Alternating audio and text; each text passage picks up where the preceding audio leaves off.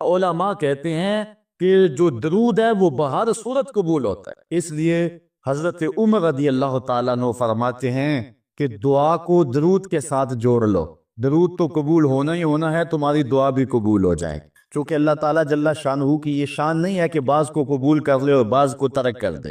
ہماری فقہ کا بھی مسئلہ ہے، اگر آپ نے کسی سے سودا لیا ہے، اس میں کوئی ردی چیز آ گئی اور کچھ صحیح آ گئی ہے، اب یہ نہیں آپ کر سکتے کہ جو صحیح ہے وہ رکھ لیں اور ردی واپس کر دیں، یا تو وہ صحیح کے ساتھ ردی بھی قبول کرنا پڑے گی اور یا پھر جو ہے وہ صحیح بھی واپس کرنا پڑے گی۔ یہ نہیں ہوگا کہ مرضی کی رکھ لی اور مرضی کی واپس کر لی، یا سارا سودا قبول کرنا پڑے گا یا سارا سودا واپس کرنا پڑے گا۔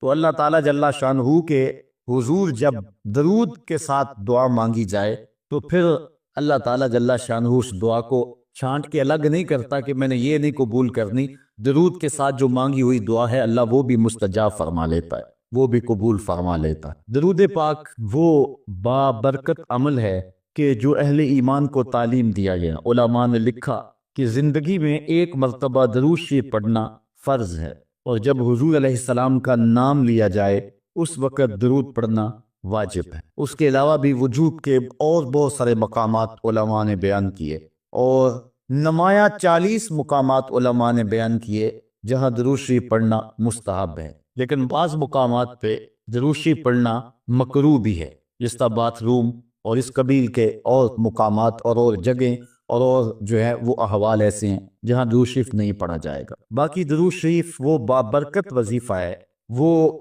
مقبول بارگاہ عمل ہے کہ جس کو جتنی بار مرضی پڑھو، ایک تو طبیعت میں اکتاہٹ نہیں ہوتی، انسان تھکتا نہیں، اور دوسرا اس عمل کی برکتیں اتنی ہیں، اس کا ثواب اتنا ہے کہ حضور نبی رحمت صلی اللہ علیہ وسلم کا فرمان حضرت ابو ہریرہ رضی اللہ تعالی عنہ سے سماعت کر لیجئے کہ حضور علیہ السلام نے ارشاد فرمایا من صلی علیہ صلاۃ واحدۃ صلی اللہ علیہ عشرا، جو میرے اوپر ایک مرتبہ درود پڑھتا ہے اللہ تعالیٰ اس پہ 10 رحمتوں کا نزول فرماتا۔ یہ اس بابرکت وظیفے کا نتیجہ ہے جو بندہ مومن کو نصیب کر دیا جاتا ہے۔ دوسری روایت حضرت انس بن مالک رضی اللہ تعالی عنہ سے مروی ہے ان النبی صلی اللہ علیہ وسلم قال من ذکرت عنده فلیصلی علی ومن صلی علی مرۃ صلی اللہ علیہ بہا عشرا، حضور نے فرمایا کہ جس شخص کے سامنے میرا ذکر کیا جائے اس کو میرے پہ درود پڑھنا چاہیے، اس لیے کہ جس نے میرے اوپر ایک مرتبہ درود پڑھا اللہ تعالیٰ اس پہ 10 رحمتیں نازل فرماتا۔ علماء نے ایک بڑی خوبصورت بات لکھی، وہ کہتے ہیں کہ اصل درود پڑھ کر کے اپنے لیے رحمتیں طلب کرنا ہوتا ہے رب، کیونکہ مصطفیٰ کریم علیہ السلام ہمارے درود کے محتاج ہے۔ بندہ کہ میں درود پڑھ رہا ہوں، جب ہم نہیں تھے اس وقت بھی مصطفیٰ پہ درود پڑھا جا رہا تھا، جب کائنات کو خلق وجود بھی نہیں دیا گیا تھا مصطفیٰ پہ درود اس وقت بھی پڑھا جا رہا تھا۔ تو یہ ہم اپنی سعادت مندی حاصل کرتے ہیں۔ اس کی مثال یہ ہے کہ جو مانگنے والے ہیں وہ 2 طرح کے ہوتے ہیں۔ سورۃ الفاتحہ کی تفسیر میں نے مختصر بات آپ کے سامنے اس عنوان سے رکھی تھی۔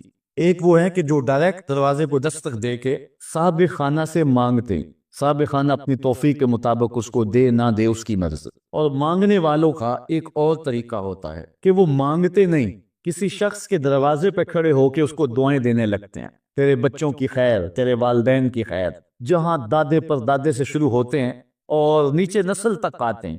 تو وہ جب دعائیں مانگ رہے ہوتے ہیں تیرے خاندان کی، تیری جد کی خیر، تو گھر والا سمجھتا ہے جو ہمیں دعائیں دے رہا ہے اصل خود خالی جھولی لے کر آیا ہے، یہ کچھ مانگنا چاہتا ہے۔ تو کوئی شخص اللہ کی بارگاہ سے مانگنا چاہے، اللہ تو اولاد سے پاک ہے، تو اس کے محبوب کی خیر مانگو، اللہ تعالیٰ ایک بار خیر مانگو گے 10 رحمتیں جھولی میں ڈال دے۔ تو یہ مانگنے کا ایک مہذب طریقہ ہے جو اہل ایمان مانگتے ہیں۔ اس لیے اگر سارے وظیفے چھوڑ کے صرف درود پڑھا جائے تو یہ ایک ایسا عمل ہے۔ حضرت ابی بن کعب رضی اللہ تعالیٰ عنہ سے مروی روایت ابھی آ رہی ہے، آپ دیکھیں گے کہ یہ کتنا بابرکت وظیفہ ہے جس کی تعلیم حضور ارشاد فرما رہے۔ حضور علیہ السلام کا ایک اور فرمان سنیے جس کو امام طبرانی نے اپنی موجم میں روایت کیا ہے۔ حضور نے ارشاد فرمایا من صلی علیہ صلاۃ واحدۃ صلی اللہ علیہ عشرا، جو میرے اوپر ایک مرتبہ درود پڑھتا ہے رب تعالیٰ اس پر 10 رحمتیں نازل کرتا ہے۔ ومن صلی علیہ عشرا صلی اللہ علیہ مئۃ، اور جو میرے اوپر 10 مرتبہ درود پڑھتا ہے اللہ تعالیٰ اس پہ 100 رحمتیں نازل فرماتا۔ ومن صلی علیہ مئۃ، کتب اللہ بین عینیہ براۃ من النفاق و براۃ من النار، اور جو شخص میرے اوپر 100 مرتبہ درود پڑھتا ہے اس کی 2 آنکھوں کے درمیان لکھ دیا جاتا ہے یہ بندہ منافق بھی نہیں ہے، دوزخی بھی نہیں ہے، یہ نہ منافق ہے اور نہ دوزخی ہے، نفاق سے اور دوزخ سے بری لکھ دیا جاتا ہے۔ وَأَسْكَنَهُ اللَّهُ يَوْمَ الْقِيَامَةِ مَعَ الشُّهَدَاءِ، اور اللہ تعالیٰ جل شانہ قیامت کے دن جس مرتبے پر شہداء کو ٹھہرائے گا اسی مقام پہ درود پڑھنے والوں کو ٹھہرائے گا۔ یہ ثواب ہے اس شخص کے لیے کہ جو حضور پر کثرت کے ساتھ درود پڑھتا ہے۔ حضرت عبد الرحمن بن عوف رضی اللہ تعالی عنہ سے ایک روایت سنیے، فرماتے ہیں یہ عشرہ مبشرہ سے ہیں، جلیل القدر صحابی ہیں، اور صحابہ میں سب سے زیادہ امیر صحابی بھی یہی، 1,44,000 صحابہ میں سب سے امیر ترین صحابی حضرت عبد الرحمن ابن عوف رضی اللہ تعالی عنہ ہیں۔ آپ فرماتے ہیں کہ خرج رسول اللہ صلی اللہ علیہ وسلم فاتبعته حتى دخل نخلا فسجد فاطال السجود حتى خفت او خشیت ان يكون اللہ قد توفاه او قبضه۔ کہتے ہیں ایک دن حضور گھر سے باہر تشریف فرما ہوئے، مسجد نبوی سے نکلے تو میں بھی حضور کے پیچھے پیچھے چل پڑا، حضور علیہ الصلوۃ والسلام کے تتبع میں، حضور کی اتباع میں میں بھی حضور کے پیچھے چل پڑا، حتی داخل نخلا، یہاں تک کہ کھجوروں کے ایک باغ میں حضور تشریف فرما ہو گئے۔ میں بھی اس باغ میں حضور کے پیچھے چلا، میں نے کیا دیکھا، حضور نے سجدہ فرمایا، فاطال السجود، اور سجدہ اتنا لمبا تھا، حتی خفت او خشیت ان یکون اللہ قد توفی او قبضہ، مجھے ڈر لگا کہ حضور علیہ السلام کا وصال ہو گیا، کہ حضور نے سر انور رکھا سجدے میں پھر اٹھا ہی نہیں رہے تھے، تو میں ڈرا اس بات سے کہ کہیں حضور کا وصال نہ ہو گیا ہو، حضور علیہ السلام اس دار فانی سے کوچ نہ کر گئے ہوں۔ تو کہتے ہیں کہ کالا فجے تو انظر فرفع راسہ، میں دیکھ ہی رہا تھا کہ اچانک حضور نے سر انور اٹھا لیا۔ فقال مالک یا عبد الرحمن، تو میرا رنگ اڑا ہوا تھا، میری طبیعت کے اوپر ایک عجیب کیفیت تھی، حضور نے سر اٹھایا اور مجھے اس حالت میں دیکھا، کہا کہ اے عبد الرحمن تجھے کیا ہو گیا؟ میں نے کہا فذکرت ذالک لہ، جو مجھے ہوا تھا میں نے وہ بتا دیا، میں تو ڈر گیا تھا کیونکہ صحابہ کی زندگی ہی تو حضور کے نام سے تھی، اور آقا کریم کی زندگی کے ساتھ اور حضور کی حیات کے ساتھ ہی تو وہ جیتے تھے بلکہ اڑتے تھے، اور صحابہ رضوان اللہ علیہ مجمعین کے لیے سب سے مشکل وقت حضور علیہ السلام کی وفات کا وقت تھا، ان سے برداشت نہیں ہوتا تھا۔ آپ نے پڑھا ہوگا سیر میں، علماء سے سنا ہوگا، حضرت عمر نے تلوار نکال لی تھی حضور کے وصال پر، کوئی کہے تو صحیح حضور کا وصال ہو گیا میں گردن کاٹ دوں گا، روتے تھے، عجیب کیفیت تھی۔ حضرت ابوبکر صدیق نے ہاتھ آگے کیا لیکن حضرت عمر جو ہے وہ ان کی بات بھی سننے کے لیے تیار نہیں تھے، حضرت بلال چیخیں مارتے تھے، عجیب حالت تھی۔ حضرت سیدہ فاطمہ کہتی تھی صبت علی مصائب لو انہا صبت علی ایام سرنا لیالیا، لوگوں میرے اوپر جو مصیبتیں ٹوٹ پڑی ہیں اگر وہ چٹے دنوں پہ پڑتی تو وہ بھی کالی راتیں بن جاتے، اتنی مصیبتیں آ گئی۔ حضور علیہ السلام کے وصال پر یہ صحابہ کی کیفیت۔ حضرت زید بن عبداللہ اپنے باغ کو پانی دے رہے تھے، حضرت امام زرقانی نے لکھا ہے ان کے بیٹے نے جا کے کہا کہ ابا جی کو بات سنی ہے؟ انہوں نے کہا بتاؤ بیٹے کیا ہوا ہے؟ کہا حضور کا وصال ہو گیا۔ تو حضرت زید نے یوں ہاتھ اٹھائے اور سنو انہوں نے کیا کہا، اللہم اذہب بصری حتی لا ارا بعد حبیبی محمد احدا، اے اللہ مجھے اندھا کر دے، مجھے نابینا کر دے، آنکھوں کے چراغ روشن اس لیے تھے کہ تیرے رسول کو دیکھتا تھا، اب حضور اگر اس دنیا سے چلے گئے تو میں نے آنکھوں کی چراغ کیا کرنے؟ تو اللہ تعالیٰ نے ان کی دعا قبول فرما لی اور وہ فوراً نابینا ہو گئے۔ کسی نے بعد میں ان کے پاس جا کر افسوس کیا کہ تمہاری آنکھوں کی بینائی جاتی رہی ہے، بڑا افسوس ہوا ہے، وہ فرمانے لگے تمہیں ہوا ہوگا مجھے تو کوئی نہیں ہوا، میں تو حضور کے بغیر کسی کو دیکھنا ہی نہیں چاہتا۔ اور اعلیٰ حضرت فرماتے ہیں کون نظروں پہ چڑھے دیکھ کے تلوا تیرا، جس نے آپ کو دیکھا پھر وہ کسی کو جو ہے وہ اور کیوں دیکھے؟ تو یہ صحابہ کی کیفیت تھی۔ بلکہ غدابہ نامی اونٹنی جس پہ حضور سواری کیا کرتے تھے، کتب میں آتا ہے، صحیح روایات ہیں، وہ حضرت فاطمہ الزہرا کی دہلیز پر سر رکھ کے رویا کرتی تھی، اور وہ یافور نامی دراز گوش جس پہ حضور سواری کیا کرتے تھے، جس کو ہم اپنی زبان میں گدھا کہہ لیتے ہیں لیکن نسبت رسول سے ہوگی تو پھر اس کو دراز گوش کہیں گے، تو وہ قبیلہ بنو سلیم کے کنویں میں چھلانگ لگا کے مر گیا کہ جب حضور چلے گئے ہیں تو ہم نے جی کے کیا لینا ہے۔ یہ کیفیت جانوروں کی تھی۔ اللہ اکبر۔ تو حضور کی جدائی کا صدمہ کون برداشت کرے؟ آپ نے سنا نہیں کہ اس نے حنانہ حضور کے فراق میں کیسے تڑپ تڑپ کے روتا تھا؟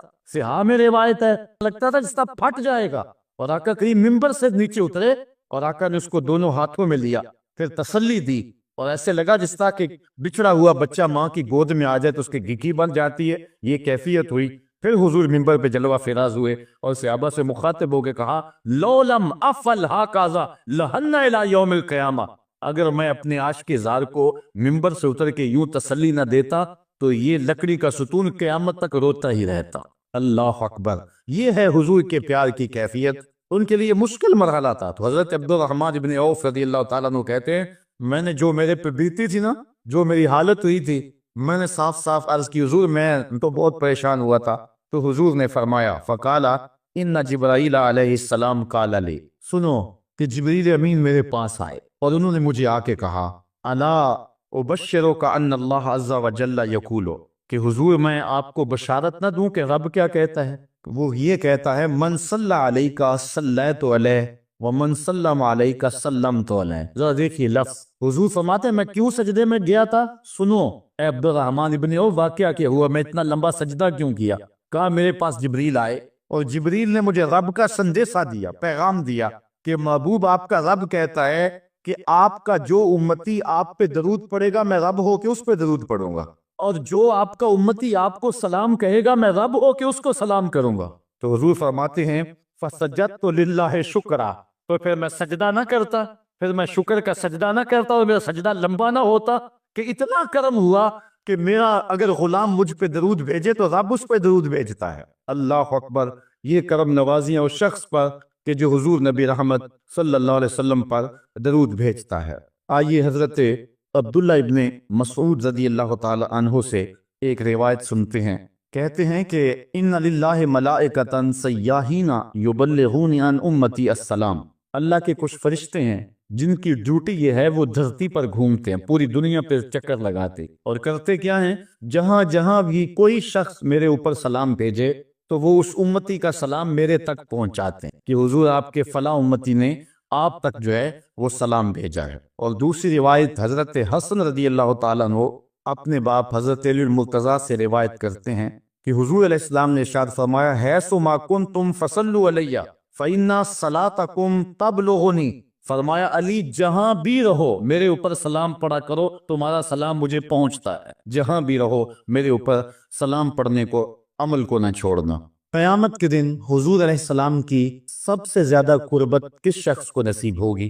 تو وہ روایت ہے حضرت عبداللہ ابن مسعود رضی اللہ تعالی عنہ سے کہ حضور نے فرمایا ان اول الناس بی یوم القیامہ اکثرہم علی صلاۃ، قیامت کے دن میرا سب سے زیادہ قریبی شخص وہ ہوگا کہ جو میرے اوپر کثرت کے ساتھ درود پڑا کرتا ہے۔ حضرت ابی بن کعب رضی اللہ تعالیٰ عنہ کی وہی روایت جو میں نے جس کا اشارہ دیا، روایت کرتے ہیں کان رسول اللہ صلی اللہ علیہ وسلم اذا ذهب ربع اللیل قام فقال یا ایھا الناس اذکروا اللہ جاءت الراجفہ تتبع الرادفہ جاء الموت بما فیہ۔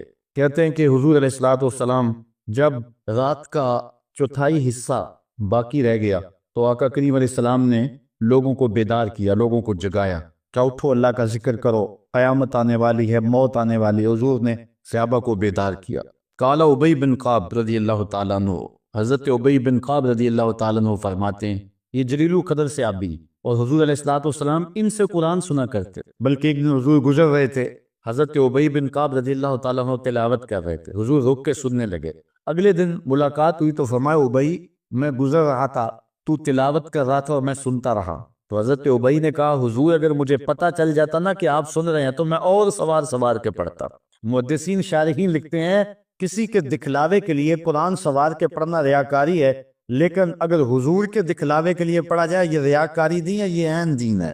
تو حضرت ابی بن کعب رضی اللہ تعالی عنہ کہتے ہیں کہ میں نے حضور کی خدمت میں عرض کی، فقول تو میں نے عرض کی یا رسول اللہ صلی اللہ علیہ وسلم میں آپ پر بہت زیادہ درود شریف پڑھتا ہوں، فکم اجعل لک من صلاتی، تو مجھے بتا دیں کہ میں آپ پہ کتنا وقت درود پڑھا کروں۔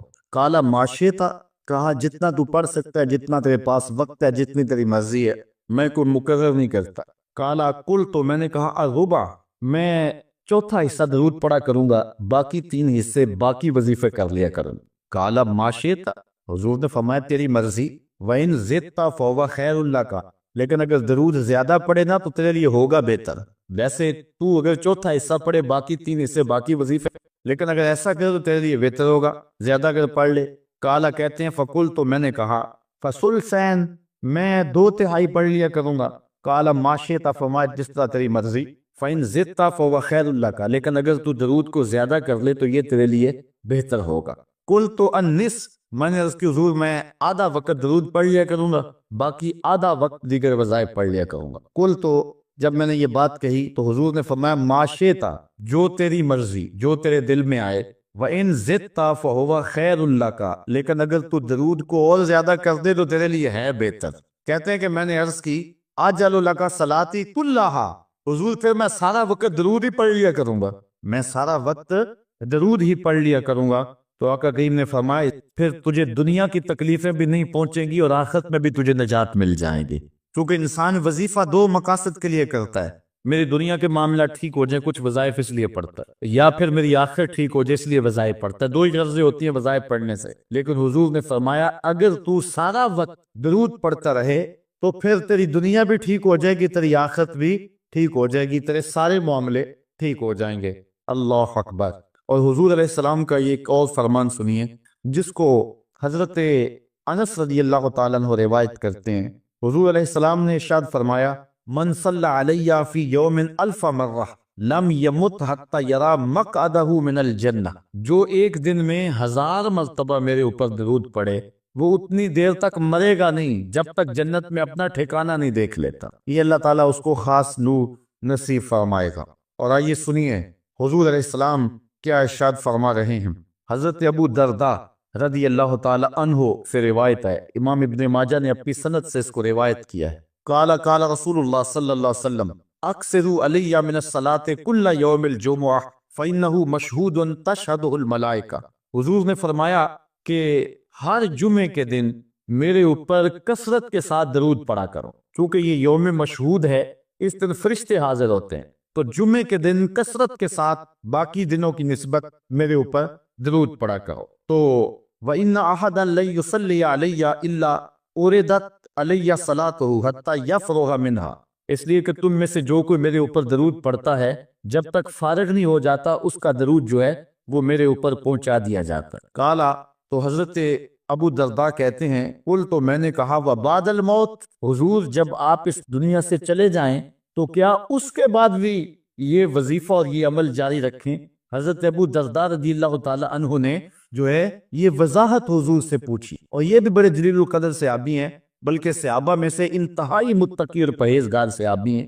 بلکہ حضرت ابو درداء کے بارے میں آتا ہے کہ فجر کی نماز پڑھ کے جلدی چلے جاتے تھے۔ ایک دن حضور نے روک کر کے کہا ابو درداء کاہے کی جلدی ہوتی ہے کہ رکتے بھی نہیں، بہت جلدی چلے جاتے ہو؟ عرض کی حضور میرے ہمسایوں کے گھر میں کھجور کا ایک لمبا درخت ہے، اور آج کل مدینے میں کھجوروں کے پکنے کا موسم ہے، اور سحری کے وقت ٹھنڈی ہوائیں مدینے کو سلامی دینے آتی ہیں، اور میں اس لیے جلدی جلدی چلا جاتا ہوں کہ وہ جو کھجوریں جھڑ کے میرے ویڑے میں گر جاتی ہیں بچوں کے اٹھنے سے قبل ہمسائے کے گھر میں پھینک لوں کہیں میرا بچہ کوئی نہ کھا لے، اور ہماری سڑک سے گنے کی ٹرالی گزر کے تو دیکھے۔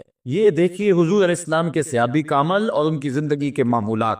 یہ ہے حضرت ابو درداء رضی اللہ تعالیٰ عنہ، کہتے ہیں میں نے حضور سے کہا حضور جب آپ اس دنیا سے چلے جائیں گے تو کیا پھر بھی درود آپ کو بھیجیں اور پھر بھی آپ پر پہنچتا رہے گا؟ تو سنو حضور نے کیا کہا۔ حضور نے فرمایا ان اللہ حرم علی الارض ان تاکل اجساد الانبیاء علیہم الصلاۃ والسلام، اللہ تعالیٰ نے مٹی پر حرام کر دیا ہے کہ وہ نبیوں کے جسموں کو کھائے۔ نبی قبروں میں زندہ ہوتے ہیں اور ان کو رزق بھی دیا جاتا۔ حضرت ابن ماجہ نے یہ روایت باسناد جید، اچھی سند کے ساتھ اس کو روایت کیا ہے، بلکہ حضور نبی رحمت صلی اللہ علیہ وسلم نے ارشاد فرمایا کہ جب کوئی شخص میرے اوپر درود پڑھتا ہے تو اللہ تعالیٰ جل شانہ میری روح میرے بدن میں لٹا دیتا ہے، حتیٰ کہ میں اس کے سلام کا جواب دیتا ہوں۔ وہ کیا، کسی نے کہا شعر تو سادہ سا ہے لیکن اس حدیث کا ترجمہ ہے۔ وہ کسی شاعر نے کہا تھا کہ درود پڑھنے سے ثواب ملتا ہے اور سلام پڑھنے سے جواب ملتا ہے۔ اگر کوئی شخص حضور کی بارگاہ میں سلام پیش کرے تو اس کا جواب ملتا ہے، اور اہل حق حضور علیہ الصلوۃ والسلام کی بارگاہ میں اس سلام کو محسوس کرتے ہیں۔ حضرت امام مالک نے یہ بات کہی کہ اگر کوئی شخص حضور کے روضے پہ جائے باقی آئمہ کہتے ہیں کہ وہ کہے کہ میں حضور کے روزے کی زیارت کر کے آیا ہوں، لیکن امام مالک کہتے ہیں کہ یہ نہ کہے میں حضور کے روزے کی زیارت کر کے آیا ہوں، بلکہ یہ کہے میں حضور کی زیارت کر کے آیا ہوں، کیونکہ حضور علیہ الصلوۃ والسلام کو جس نے حضور کے روزے کو دیکھا، حضور نے فرمایا وہ ایسے ہی ہے جس نے میری زندگی میں اس نے مجھے دیکھا۔ حضرت شیخ سید احمد کبیر الرفاعی رحمت اللہ تعالی علیہ بہت بڑے بزرگ گزرے، ساری زندگی حضور پر کثرت کے ساتھ درود پڑھا، اور حضور علیہ السلام کی طرف سے جو باطن میں جواب آتا رہا اس کو موصول کرتے رہے۔ اللہ تعالیٰ جل شانہ نے توفیق دی، پھر دیار نور میں حاضر ہوئے۔ 555 ہجری کا یہ واقعہ ہے۔ اس کو تمام مکاتب فکر کے لوگوں نے سوائے ایک مکتبہ فکر کے اپنی کتابوں میں لکھا ہے۔ تبلیغی جماعت والوں نے اپنے شیخ الحدیث زکریا سہارنپوری نے کتاب الحج میں لکھا ہے، باقی لوگوں نے بھی لکھا ہے، درجنوں تذکرہ نگاروں نے اس واقعہ کو بیان کیا ہے، اور اس کی صحت پر اہل علم کو کوئی اختلاف نہیں ہے۔ 555 ہجری کی بات ہے کہ وہ حضور کے روزے پہ بنفس نفیس حاضر ہوئے، اور حاضر ہو کے انہوں نے جو حضور کی بارگاہ میں عرض کی، چونکہ سید تھے، حضور کی اولاد تھی، کہا کہ حضور ساری زندگی میری روح سلام لے کے آپ کی خدمت میں حاضر ہوتی اور آپ کا روحانی جواب وصول کرتی، آج آپ کا بیٹا بنفس نفیس خود حاضر ہو گئے، آج میں روحانی جواب نہیں لوں گا، اور حضور کے روزے کے سامنے کھڑے ہو گئے اور ادب سے سلام پیش کی۔ پھر کیا ہوا، 70,000 لوگ مسجد نبوی میں موجود تھے جنہوں نے دیکھا حضور نے دست انور روزہ انور سے باہر نکال دیا، اور حضرت شیخ سید رفاعی رحمت اللہ تعالی علیہ نے حضور کے دست کرم کا بوسہ لیا۔ حضرت غوث اعظم شیخ عبد القادر جیلانی علیہ رحمہ فرماتے ہیں اتفاق سے اس دن میں بھی موجود تھا، اور کہتے ہیں کہ حضرت امام رفاعی کے صدقے سے حضور کے دست اقدس کی زیارت میں نے بھی کر لی۔ اللہ اکبر! یہ حضور علیہ الصلوۃ والسلام کا شفقت فرمانا ہے ان لوگوں پر جو حضور علیہ السلام پر کثرت کے ساتھ درود پڑھتے ہیں۔ جن لوگوں نے حضور علیہ السلام کے اوپر درود پڑھنا معمول بنایا ہے، یہ موضوع اپنے دامن میں بڑی وسعت رکھتا ہے، ان پر بڑے بڑے کرم ہوئے۔ آج کا جو عنوان ہے صلو علیہ وآلہ، یہ شیخ سعدی کی مارکۃ الآراء ایک ربائی کا آخری مصرع ہے، اور متواتر صدری روایات کے مطابق حضرت شیخ سعدی شیرازی کیونکہ بہت بڑے شاعر تھے اور قادر الکلام شاعر تھے، آج صدیاں گزرنے کے بعد بھی آپ کی گلستہ اور بوستہ اور کریمہ آج بھی اسی طرح مقبول ہے جس طرح صدیوں قبل تھی، ورنہ کسی زمانے میں فردوسی کا شاہ نامہ پڑھا جاتا تھا، لیکن آج دنیا کو اور نئی نسل کو فردوسی کے شاہ نامے کا پتہ بھی نہیں ہے۔ لیکن کوئی بھی فارسی مذاق رکھنے والا ہو وہ شیخ سعدی سے ناآشنا نہیں ہو سکتا۔ ان کو جو مقبولیت تامہ ملی ہے، ایسے قادر الکلام شاعر کہ جس عنوان پر بھی آتے حد کرتے چلے جاتے۔ حضرت شیخ سعدی شیرازی اگر حضور کی مدح میں قلم اٹھاتے ہیں تو ان کا اسلوب بڑا خوبصورت ہے۔ کریم السجایا جمیل الشیم نبی البرایا شفیع الامم، زباں تا بود در دہاں جائے گیر ثنائے محمد بود دل پذیر، حبیب خدا اشرف انبیاء۔ اگر لکھتے تو حد کرتے چلے جاتے۔ اب انہوں نے حضور کا قصیدہ لکھنا شروع کیا، اور کیا لکھتے ہیں؟ بالغ العلا بکمالہ، اس کا معنی ہے کہ آپ اپنے کمال کی وجہ سے بلندیوں تک پہنچ، کاشفت دجا بجمالہ، اور آپ کے چراغ حسن نے اندھیروں کو دور کر دیا، حسنت جمیع خصالہ، اور آپ کی ساری خوبیاں با کمال ہیں۔ ربائی کو ربائی اس لیے کہتے ہیں کہ وہ 4 اشعار پر مشتمل ہوتی ہے۔ اب 3 اشعار کے اندر بھی جو ہے وہ مضمون تھا وہ مکمل ہو گیا، اور انسان جب مضمون کو مکمل کر لے تو اس وقت پھر نیا جملہ لانا اس کے لیے مسئلہ بن جاتا ہے کہ آگے لکھے تو کیا لکھے، مضمون تو مکمل ہو گیا۔ اب یہاں کیا تھا؟ بالغ العلا بکمالہ کشفت دجا بجمالہ حسنت جمیع۔ اگر اس کا معنی ذہن میں ملحوظ رکھیں تو آگے جو چوتھا جملہ ہے اس پہ آپ کو لطف آئے گا۔ بالغ العلا بکمالہ، وہ اپنے کمال سے، اپنی طاقت پرواز سے، اپنی قوتوں سے، اللہ کی دی ہوئی عطا سے وہاں تک پہنچے جہاں تصور بھی نہیں پہنچ سکتا۔ کشفت دجا بجمالہ، ان کے جمال نے کائنات میں اجالے پھیلا دیے، روشنیاں کر دی، اندھیرے چھٹ گئے۔ پھر آخر میں حسنت جمیع خصالہ، کیا بتائیں، ان کی ہر خوبی، ہر خو و خصلت ہی اچھی ہے۔ اب بات تو مکمل ہو گئی، لیکن ربائی چاہتے تھے، شیخ سعدی پریشان ہے، اسی پریشانی میں نیند آ گئی، سوئے تو حضور کا دیدار ہوا۔ فرمایا سعدی آگے کہتے کیوں نہیں ہو، صلو علیہ وآلہ، صلو علیہ وآلہ، اور بنتا یہ ہے۔ میں اصل خود بھی شاعری سے تعلق رکھتا ہوں، کسی زمانے میں کچھ لکھا بھی ہے، لیکن یہاں تھوڑا سا میں آپ کو اپنے ساتھ اس لیے سفر کروا رہا ہوں کہ آپ اقبال کے دیس کے باسی ہیں، اس لیے آپ سے ایسی باتیں میں کر لیتا ہوں، ورنہ بعض کا یہ ایسی باتیں نہیں چھڑتی، یہ مشکل ہوتی ہیں، لیکن آپ لوگوں کے خمیر اور مزاج کے اندر جو ہے یہ لذت اور یہ چاشنی موجود ہے۔ اب ذرا توجہ کیجئے، بلغ العلا بکمالہ، وہ بلندیوں پر پہنچ گئے، کشف الدجی بجمالہ، اپنے جمال سے اندھیرے چھٹا دیے، دور کر دیے، حسنت جمیع خصالہ، کیا بتائیں ان کی ہر خوبی ہی با کمال ہے۔ تو جب ہر خوبی با کمال ہے تو پھر جی نہیں چاہتا کہ پڑھو صلو علیہ وآلہ، یعنی پھر دل اچھلتا ہے، روح پکارتی ہے، جو اتنی خوبیوں کا منبع و مصدر ہے، اتنے کمالات کا جامع ہے، جس کے دم سے اندھیرے چھٹ گئے، جس کے دم سے کائنات میں اجالے پھیل گئے، تو پھر کیوں جی نہیں چاہتا کہ اس نبی پر درود پڑھا جائے؟ صلو علیہ وآلہ، آؤ اس نبی پہ درود پڑھو، اس نبی پہ سلام پڑھو، اس نبی پہ بھی درود پڑھو، اس کی آل پہ بھی درود پڑھو۔ بلغ العلا بکمالہ، کشف الدجی بجمالہ، حسنت جمیع خصالہ، صلو علیہ وآلہ۔ میں درود شریف کے عنوان سے اپنی گفتگو کو ختم کروں اور امام بوصیری کا ذکر نہ کروں تو یہ ناانصافی ہوگی۔ حضرت امام بوصیری فالج زدہ ہیں، ساری زندگی بادشاہوں کے قصیدے لکھے ہیں، ساری زندگی بادشاہوں کی کہانیاں بیان کی ہیں، ان سے اعزازات پائے ہیں، تکریمات پائی ہیں، لیکن عمر کا آخری حصہ آیا، جسم فالج زدہ ہو گیا، سارے چھوڑ گئے۔ تنہائی، بیماری اور غربت، یہ تین چیزیں اگر اکٹھی ہو جائیں تو ان کو کاٹنا بڑی قیامت ہوتی ہے۔ تنہائی، غربت اور بیماری، یہ تینوں اکٹھی آ گئی حضرت امام بوصیری پہ۔ صحت مند کے سارے گاہک ہوتے ہیں، بیمار پڑ گئے تو کوئی پوچھتا ہی نہیں۔ ایک دن خیال آیا، ساری زندگی شہنشاہوں کے قصیدے لکھے، آج اس کا قصیدہ نہ لکھوں جو کائنات کا دولہ ہے۔ اللہ اکبر، قلم پکڑا، پھر حضور کا قصیدہ لکھا۔ یہ قصیدہ بردہ شریف مکمل کیا۔ رات ہوئی، حضرت امام بوصیری سوئے، آقا کریم علیہ السلام تشریف لائے، اور یہ بات ذہن میں رکھیں، حضور نے ارشاد فرمایا، من رآنی فی المنام فقد رآنی فإن الشیطان لا یتمثل بی۔ یہ ابن ماجہ میں 6 طرق سے روایت مروی ہے، ویسے بخاری دیگر کتابوں میں بھی ہے، لیکن ابن ماجہ حجم کے اعتبار سے چھوٹی کتاب ہے، اس میں بھی 6 مرتبہ یہ روایت ہے، باقیوں میں تو بہت مرتبہ یہ روایت آئی ہے۔ ابن ماجہ میں 6 طرق سے یہ روایت ہے۔ حضور نے فرمایا، جس نے مجھے خواب میں دیکھا اس نے مجھے ہی دیکھا، شیطان خواب میں آ کر بھی میری مثل ہونے کا دعویٰ نہیں کر سکتا۔ اچھا، دوسری بات، جس نے حضور کو دیکھا اس نے حضور کو دیکھا، اور جس نے حضور کو دیکھا حضور اس کے خواب میں قصد، ارادے اور مرضی سے آئے۔ میں کسی کے خواب میں جاؤں، آپ کسی کے خواب میں آئیں، نہ آپ کو پتا ہوتا ہے نہ مجھے پتا ہو، مجلس سجی ہے، میں گفتگو کر رہا ہوں، اٹھ کے آپ چلے جائیں گے، جا کے سو جائیں، میں خواب میں دوبارہ گفتگو کرتا ہوا پایا جاؤں، مجھے آپ اٹھ کے فون کرے، جناب آج خواب میں آئے تھے، تو مجھے تو نہیں پتا ہوگا، یا آپ کو میں دیکھ لوں دوبارہ تو آپ کو علم نہیں ہوگا، لیکن حضور جس کے خواب میں جائیں قصد، ارادے اور مرضی سے جاتے ہیں۔ تیسری بات، خواب میں کسی کو کچھ کوئی دے تو وہ محض خواب ہوتا ہے۔ لاٹری نکل آئی، کروڑ پتی بن گیا، صبح اٹھیں گے تو کروڑ پتی ہوں گے یا کنگال ہوں گے؟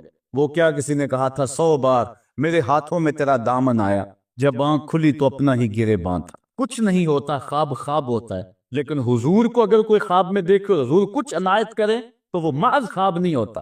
حضرت شاہ ولی اللہ محدث دہلوی فرماتے ہیں، میرے والد شاہ عبد الرحیم نے خواب میں انہوں نے حضور کو دیکھا تو آقا کریم علیہ السلام نے اپنے 2 منہ مبارک ان کو عطا کی۔ کہتے ہیں جب اٹھے تو دیکھا کہ منہ مبارک نہیں تھے، تو پھر ان کی کیفیت وہی ہو گئی، اور پھر حضور خواب میں ملے، فرمایا کہ ہم نے تیرے سرہانے کے نیچے رکھ دیے۔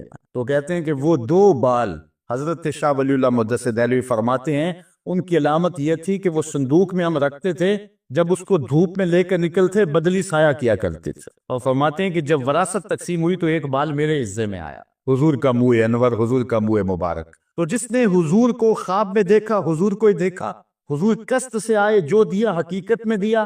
اور چوتھی بات، وہ بخاری کی روایت ہے، حضور فرمایا، من رآنی فی المنام فسیرانی فی الیقظہ، جس نے مجھے خواب میں دیکھا نہ قریب جاگتے بھی دیکھ لے گا۔ شارحین لکھتے ہیں ساری زندگی نہ دیکھ سکا، جب روح نکل رہی ہوگی رخ محبوب سامنے ہوگا، اور اگر اس وقت حضور کا دیدار ہو جائے تو چاہیے بھی کیا، سوکھا نکلے سا ظہوری جے ویخ لواں مک تیرا، اگر اس وقت حضور کا دیدار ہو جائے تو اور کیا چاہیے۔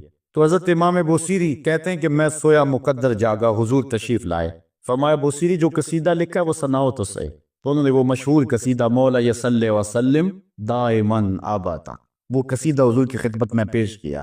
تو آقا کریم علیہ السلام نے اپنا دست شفا ان کے بدن پہ پھیرا اور حضور نے اپنی چادر اتار کر کے حضرت امام بوصیری کو دے دی۔ بردہ عربی میں کہتے ہیں جو ہے وہ چادر کو، اسی لیے اس قصیدے کو قصیدہ بردہ کہتے ہیں، وہ قصیدہ جس کی جزا میں چادر عنایت ہوئی تھی۔ حضرت امام بوصیری جب اٹھے تو بالکل ٹھیک تھے، چادر اوڑی اور مسجد میں نماز پڑھنے کے لیے جا رہے ہیں۔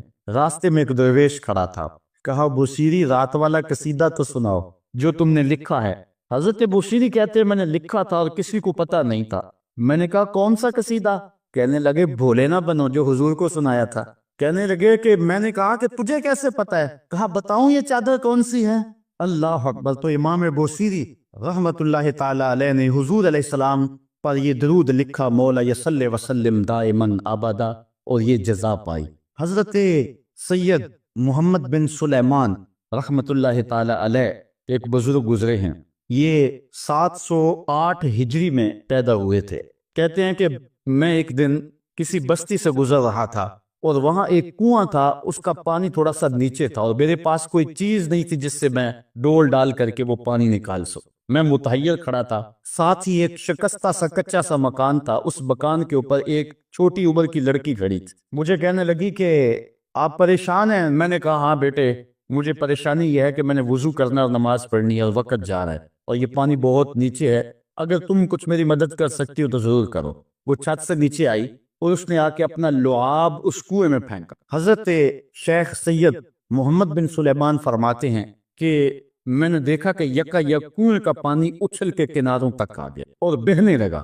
میں نے جلدی سے وضو کیا اور پھر میں نے اس لڑکی کو کہا میں تجھے اللہ کا واسطہ دیتا ہوں، تو مجھے بتا کہ تیرے پاس ہے کیا کہ تیرے لب کے ڈالنے سے یہ پانی اچھل کے اوپر آ گیا؟ تو اس لڑکی نے مجھے کہا کہ یہ جو مرتبہ مجھے ملا ہے بکثرت الصلاۃ علی من کان اذا مشى فی البر تعلقت الوحوش باذیالہ، یہ مرتبہ میں اس پر درود پڑھ کے حاصل کیا ہے جب وہ جنگل سے گزرتے تھے تو جو جانور تھے قدموں سے لپٹ جاتے تھے، میں ان پر درود پڑھنے کی برکت سے جو ہے وہ یہ مرتبہ حاصل کیا ہے۔ تو حضرت سید محمد بن سلیمان کہتے ہیں کہ پھر میں نے ارادہ کر لیا کہ میں ساری زندگی حضور علیہ السلام پر درود پڑھتے ہوئے اور درود لکھتے ہوئے گزاروں گا۔ پھر انہوں نے مشہور زمانہ کتاب جس کو اہل علم اور اہل تصوف دلائل الخیرات کے نام سے جانتے ہیں، جس کی متعدد شروحات بھی لکھی گئی، وہ کتاب انہوں نے تصنیف کی۔ اور اس کتاب کی خصوصیت یہ ہے کہ جو شخص اس کتاب کو باقاعدگی کے ساتھ پڑھے اس کو حضور کا دیدار نصیب۔ اور اس کتاب کو پڑھنے والے، میں نے ایک روایت میں پڑھا ہے کہ جو شخص حضور علیہ السلام پر کثرت سے درود پڑھے، اللہ تعالیٰ اس درود کی برکت سے اسے تو نوازتا ہے، اس کی اولاد کو اور اس کی اولاد کی اولاد کو، یعنی اس کی نسلوں کو بھی سنوار دیتا ہے۔ تو حضرت سید محمد بن سلیمان نے یہ کتاب لکھ کر کے درود کی زمانے پر احسان کیا، اور آج تک بالخصوص علماء روم کا عمل اس کے اوپر جو ہے وہ کثرت کے ساتھ ہے۔ لیکن یہاں بھی جو ہے وہ ہمارے بر صغیر پاک و ہند میں بھی دلائل الخیرات پر لوگوں کے بہت زیادہ عمل ہے۔ میرے والد گرامی اللہ ان کی قبر پہ کروڑوں رحمت نازل فرمائے، انہوں نے 37 سال تک بلا ناغہ دلائل الخیرات کا وظیفہ کیا ہے، اور یہ جو کچھ بھی ہے وہ کیا کسی نے کہا تھا میں جو کچھ بھی ہوں ان کی توجہ کا روپ ہوں، میری زندگی تیرے پیار کا انعام ہی تو ہے۔ تو یہ سارا فیضان یہ درود شریف کا فیضان ہے جو دروس قرآن کی صورت میں آپ دیکھ رہے ہیں۔ حضرت سید محمد بن سلیمان رحمت اللہ تعالی علیہ کا پھر انتقال ہو گیا اور سوس نامی ایک بستی کے اندر ان کو دفن کر دیا گیا۔ پھر اس کے بعد 77 سال کے بعد ان کو وہاں سے مراکش منتقل کیا گیا، اور آپ کو جب دفن کیا گیا، اور یہ بات اخبار مشہورہ میں سے ہے کہ آپ کی قبر کی مٹی سے درود کی برکت کی وجہ سے کستوری جیسی خوشبو آیا کرتی تھی، اور جب اتنے طویل عرصے کے بعد ان کو قبر سے نکالا گیا تو جب وہ فوت ہوئے تھے تو انہوں نے تھوڑی دیر پہلے حجامت بنائی تھی، اور جب لحد سے ان کو نکالا گیا 77 برس بعد تو ایسے لگتا تھا کہ جس طرح ابھی خط کروایا ہے، اور لوگوں نے ان کے جسم کو انگلی لگا کر کے دیکھا تو جس طرح